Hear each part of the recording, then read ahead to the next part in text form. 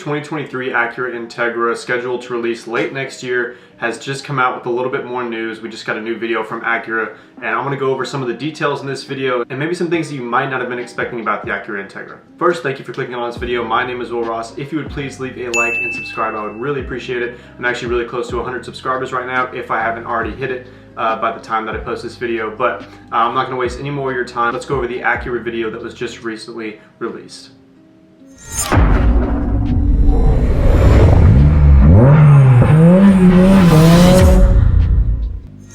So you can see from that video that you get a really good sense of what the taillights are going to look like. Also, I'll throw a screenshot up here, but on their website it says it's coming in a 5-door design, meaning that it's going to be a hatchback as far as we know so far. Now, I'm not going to completely rule out the possibility of a 2-door sports coupe, but the fact that Acura is coming out with the 4-door hatchback, kind of like announcing it first, leads me to believe that it's mainly going to be that kind of option, which is kind of sad considering the old Integra was most known to be a sports coupe.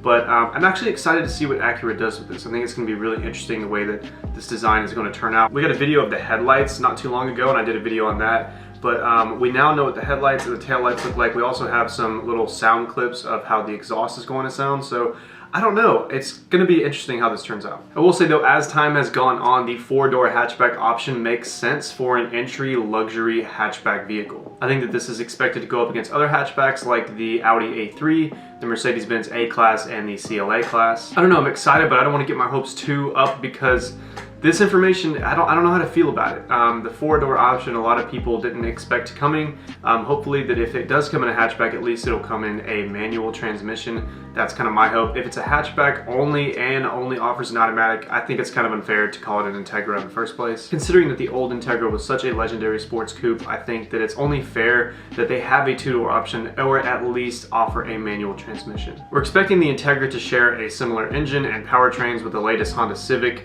with a possible Type S performance version, likely using a version of the turbocharged 2-liter inline 4 found in the Civic Type R hot hatchback, which is good news because that hatchback is a great hatchback and it's performed well on every single aspect. It's also a really popular car, so it sells well. That may be something that the Integra and Acura is trying to go for here. But again, I think its roots are in a 2-door sports manual transmission option, so hopefully they give you that option at least. It might be tricky with the hatchback, but I think that it's only right for the Integra. As far as aesthetics and what we have so far, it looks like a pretty visually pleasing car. I have no complaints as far as the taillights and headlights. It looks like it has a sleek, kind of sharper design in the back, and the front taillights look menacing. So I really don't hate the look so far. Me personally, I'm not a huge hatchback kind of fan, so it'll be weird to see how this works out in the body style. I want to see a stock photo first before I make any opinions about it. But yeah, I'm interested. I'm definitely interested. We don't know any specifics about the engine other than it will share with the Honda Civic Type R, but we're really hoping for a Type S version of the Integra that might offer a few more options. Hopefully the Integra starts as a hatchback and maybe they have a sports design, a sports coupe design, maybe Type S coupe and a Type S hatchback that offer a turbocharged engine. That would be huge.